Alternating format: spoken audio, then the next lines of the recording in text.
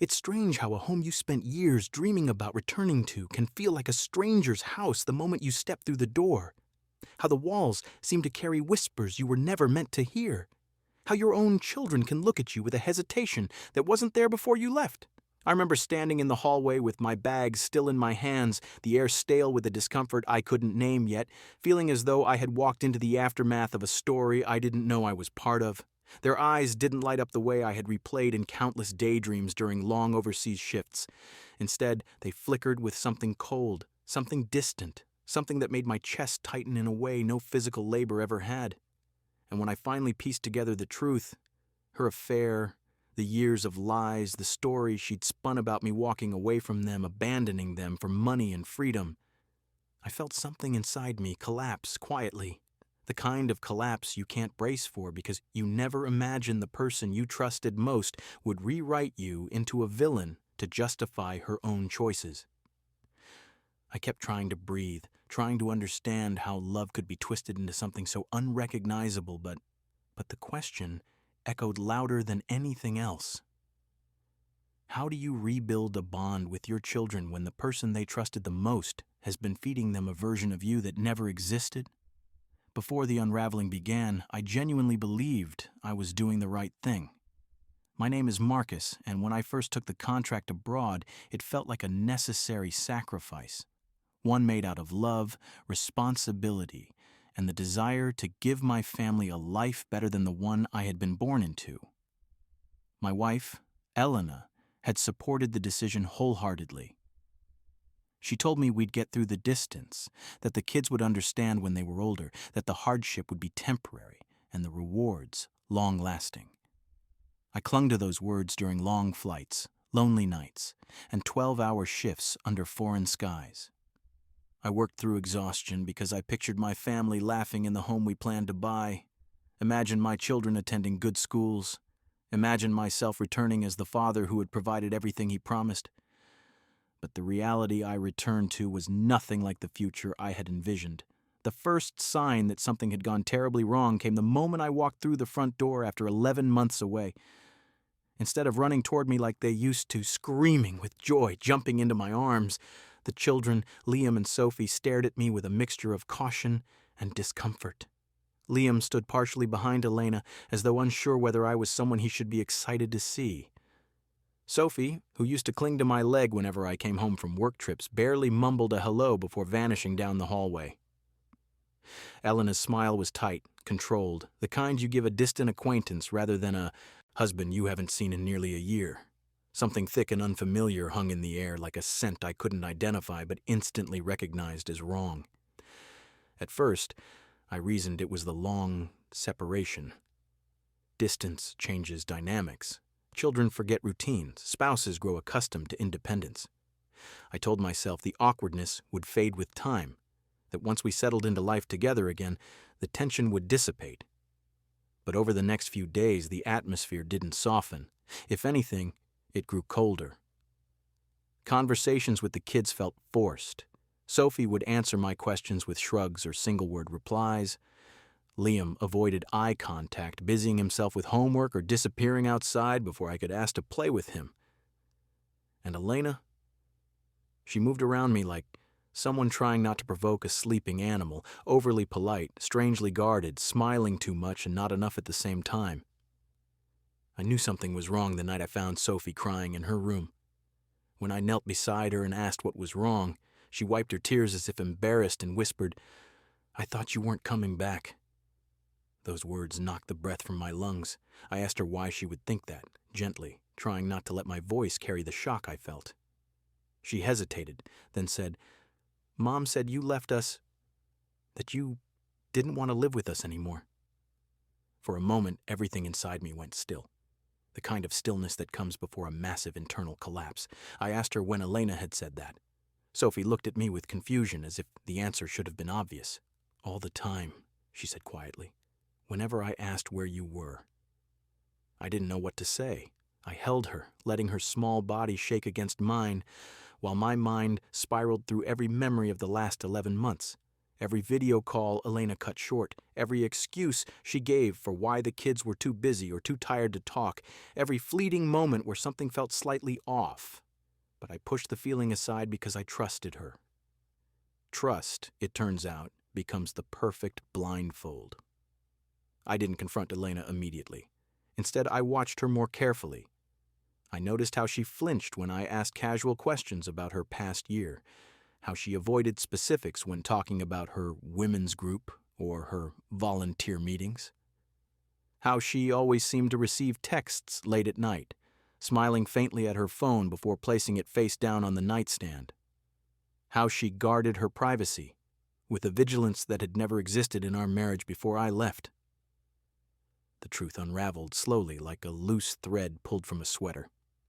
First came small inconsistencies. Receipts for restaurants she claimed she never visited, unfamiliar clothing the kids mentioned seeing, a second set of house keys on the counter that she insisted were just old ones. Then came the night I returned home early from a grocery run and heard her in the kitchen, speaking in a tone I hadn't heard directed at me in years, soft, affectionate, almost girlish. When I entered, she hung up abruptly and forced a smile that didn't reach her eyes. But the final piece of undeniable evidence came 2 weeks after my return. I had asked Liam if he wanted to go to the park with me. He said no, which wasn't unusual given how distant he'd become, but when I gently probed, asking if he was upset with me, he looked down at his shoes and said, "Mom said you didn't want us anymore. That's why she had someone else around." My heart stopped. "Someone else around?" I repeated, careful not to let panic slip into my voice. Liam nodded, still staring at the floor. "A friend," he said. "He stayed over when you left. Mom said he was helping her." That night, after the kids were asleep, I sat at the dining table staring at a glass of water I never drank. Elena walked in, pausing when she saw my expression. She knew instantly that the truth had surfaced. I asked her calmly who the man was. She blinked rapidly, her composure cracking at the edges. She tried denial at first, claiming he was just a friend, someone who helped with repairs, volunteered with her at the community center, nothing more. But her voice trembled, and the lie collapsed under its own weight. When she finally admitted the affair, she delivered the confession with a defeated softness that made it clear this wasn't a sudden mistake. It was years long. Years of emotional distance, late-night messages, secret meetings, and eventually, nights spent in our home while I was thousands of miles away working for our future. She said it had just happened, though the details contradicted that. She said she felt lonely, abandoned, overwhelmed. She said she didn't know how to tell me without breaking our family. So instead, she let the children believe I had left them by choice. She crafted a narrative in which I was the villain who chose money over love, freedom over family. Her reasons blurred together in a haze of self-justification, guilt, and desperation, but I could barely process her words through the hurricane of emotions tearing through me: rage, grief, disbelief, humiliation, betrayal. None of it felt real. None of it felt like something that could happen in the life I had built with her. The part that shattered me, not just as a husband, but as a father, was learning how deeply her version of the story had rooted itself in the kids' minds. They believed I had chosen absence. They believed I had grown tired of them. They believed I loved my job more than I loved them. No matter how false that narrative was, it had shaped their emotional landscape for nearly a year. And rebuilding trust with children is nothing like rebuilding trust with a partner. Children don't point fingers or demand explanations. They simply hurt quietly, privately, in ways that linger. Over the following days, I moved into the guest room. Not because I wanted to flee, but because sharing a bed with her felt like pretending everything was salvageable when it wasn't. She cried often, sometimes in the hallway, sometimes in the bathroom, sometimes sitting outside the kids' rooms when she thought I couldn't hear. She said she didn't want to lose me. She said the affair meant nothing compared to our years of marriage. She said she could fix the damage. But her words felt fragile, hollow. arriving far too late to repair the fracture she had carved into the foundation of our family. I spent time alone with each child, gently untangling the lies they had been told. It was painstaking work, slow, delicate, emotionally draining. I explained that I had never left them by choice, never stopped loving them, never abandoned them. Some nights Liam listened quietly, processing in silence. Other nights, Sophie cried in my arms, overwhelmed by the realization that she had spent months feeling unwanted because of a story someone else had chosen for her. Rebuilding with them became my new purpose. But rebuilding with Elena, that was a different question entirely. As the days passed, the full timeline of her affair surfaced in pieces, some from her admission, some from things the kids remembered, some from receipts and casual comments from neighbors who had no idea the truth was a secret. The affair had begun long before my contract abroad. It had intensified when I left. She had slipped into a life where she was comforted, flattered, and emotionally supported by someone physically present. And to maintain that life, she needed me to become the absence, the problem, the reason she strayed. So she rewrote the story. She vilified the man working tirelessly for her future while romanticizing the man entertaining her loneliness. But the deepest wound was realizing she had crafted a version of me for our children, a version so opposite of who I am that it felt like witnessing my own character assassination. It wasn't just infidelity anymore. It was identity theft of the most personal kind. One evening, about a month after my return, I asked Elena for the full truth, every detail she might still be hiding. She hesitated, then admitted that at one point she had considered asking for separation. Not because she wanted to end our marriage, but because she thought it would make her look less guilty if the affair came to light. She said she was afraid of raising the kids alone, afraid of being judged, afraid of losing the comfort my income provided. She had been trapped between the version of life she had with me and the emotional excitement of the affair, unable to let go of either. Hearing that made something inside me settle, not in peace, but in clarity. She hadn't been torn between two loves. She had been torn between comfort and desire, stability and attention, security and immediacy. I wasn't losing her to passion. I was losing her to convenience, and that hurt more than passion ever could. The house felt like a battlefield long after the arguing stopped, long after the tears dried on the hardwood floors, long after the questions from the kids quieted into a fragile, uneasy stillness.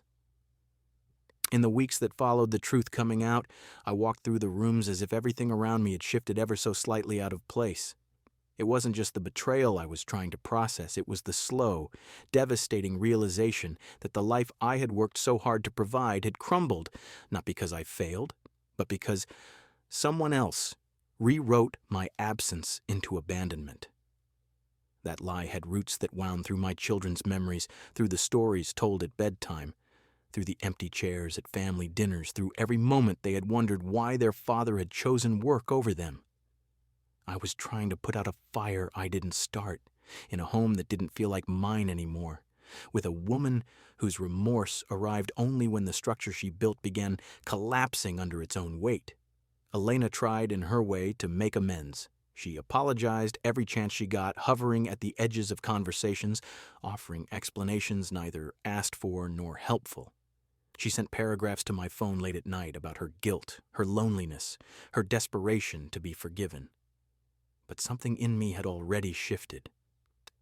Apologies mean little when the damage is the kind you cannot undo. She stood in the doorway of the guest room sometimes, her silhouette faint in the hall light, asking if I needed anything. Water, blankets, company. Company. The word stung more than she realized. She had never lacked company. I had been the one alone in foreign rooms, eating cold food during overnight shifts, counting days on calendars while she counted lies. Rebuilding trust with the kids was slow, delicate work. Some days they hugged me easily, leaning into me with the warmth I remembered from years before. Other days they moved away from my touch, uncertain, as if some voice in the back of their minds whispered that I might disappear again. I didn't blame them. Children don't understand betrayal the way adults do. They internalize it. They assume the fault lies with themselves. One night, Liam asked me quietly, almost trembling, whether I had left because he wasn't good enough. That question fractured something inside me in a way Elena's affair never could. I held him for a long time, telling him every version of the truth I had, trying to stitch together the narrative she had unraveled. But healing with the kids was possible. Slow, yes, but possible. Healing with Elena? That was something else entirely. There were mornings I could barely look at her without remembering the stories she had told in my absence, stories that painted me as selfish, disinterested, absent by choice. Stories that excused her choices, softened her guilt, and shifted the burden onto shoulders already taxed with the weight of providing. Her affair was an betrayal of marriage. The lies she told the kids were a betrayal of fatherhood. Those wounds didn't mend easily. The confrontation I'd been avoiding finally happened on a rainy Wednesday evening. The kids were at a friend's house. The sky outside pressed low and gray against the windows, and Elena stood across from me in the living room, wringing her hands the way she did when she was terrified of consequences. She said she couldn't keep living in limbo. She needed to know whether there was a chance, any chance, that we could rebuild. Her eyes were swollen from crying, her voice shaking, her breathing uneven. She looked like someone preparing to lose something she had expected to keep forever. I didn't answer immediately. I sat down first, letting the silence stretch until it forced sincerity out of both of us. When I finally spoke, my voice felt heavier than I expected. I told her that rebuilding wasn't impossible, but it wasn't in reach. Not yet. Maybe not ever. Not because forgiveness was off the table, but because trust was. I told her she hadn't only broken our marriage, she had broken our family's foundation.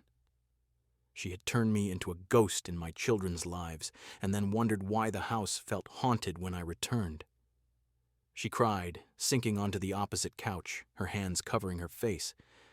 She said she never meant to push me out of their hearts. She said she was scared of being alone, scared of financial instability, scared that if she admitted the affair while I was away, I'd leave for good and never come back. She said she never knew how to stop lying once the first lie was told, but fear doesn't excuse devastation. And her fears had become my children's burdens. I told her that love doesn't survive on apologies alone. It survives on accountability, on truth spoken early instead of late, on choosing each other even when it's difficult. She hadn't chosen any of those things. She had chosen comfort disguised as justification. She had chosen secrecy disguised as necessity. She had chosen another man disguised as help. For the first time since I returned, she looked at me not with guilt, but with something closer to acceptance. She asked a question I wasn't prepared for. Do you hate me? I didn't answer right away because hatred requires emotional energy, and I had been drained long before I stepped off the plane. I told her I didn't hate her, but I didn't trust her. I didn't admire her. I didn't recognize her. That truth hurt her more deeply than anger ever could have. She nodded, tears streaming down her face, as if hearing her own moral collapse spoken aloud made it real in a way her conscience never had. In the days that followed, we lived in a quiet, fragile equilibrium. She became more transparent with the kids, telling them versions of the truth appropriate for their age, admitting she had been wrong, admitting she had said things she shouldn't have, admitting that their father had never abandoned them. It didn't erase the damage, but it began to soften the narrative she had built around my absence. I watched the kids slowly untangle their confusion. They began asking questions, braver ones that required careful answers.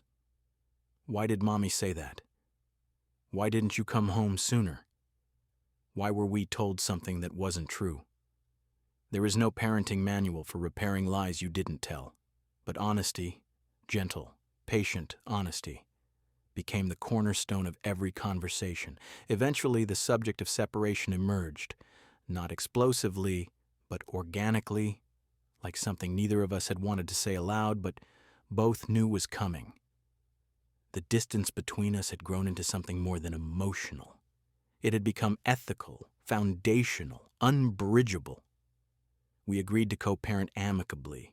We agreed to divide time with the kids in a way that preserved their routines. We agreed to protect them from further turmoil. And though Elena cried when we discussed the logistics, something in her face softened after the conversation, as if the truth, though painful, was a relief after years of constructing elaborate lies. When I moved into a small rental home nearby, the transition felt surreal. The first night alone, I lay awake listening to the unfamiliar hum of a different refrigerator, the distant street noises, the quiet presence of solitude. It didn't feel victorious. It didn't feel freeing. It felt like grieving a life I had poured myself into only to discover someone else had been slowly draining the foundation. But over time, slowly, unexpectedly, I found pieces of myself again, small, quiet pieces, the ability to breathe without bracing for disappointment, the ability to wake without questioning my worth, the ability to see my children smile at me with trust instead of uncertainty. Healing didn't arrive in a dramatic wave. It arrived in moments so small I almost missed them. A shared laugh in the car, a handwritten note from Liam, a warm hug from Sophie that lasted a second longer than usual. These were the fragments I built my new life around. As for Elena, she continued therapy, continued growing, continued unraveling the knots inside her that had led her to such destructive choices. We became something resembling allies, co-parents who wanted stability for the kids, who showed up consistently, who communicated respectfully. But we never returned to what we were. Some fractures don't need to be repaired to become part of the story. They simply need to be acknowledged. And in the end, the question that haunted me at the beginning, how do you rebuild a bond with your children when the person they trusted most rewrote you into a villain, finally found its answer. You rebuild slowly, patiently, honestly. You rebuild not by erasing the damage, but by showing up every day until your presence becomes louder than the lies. And eventually, quietly, your children see you for who you've always been.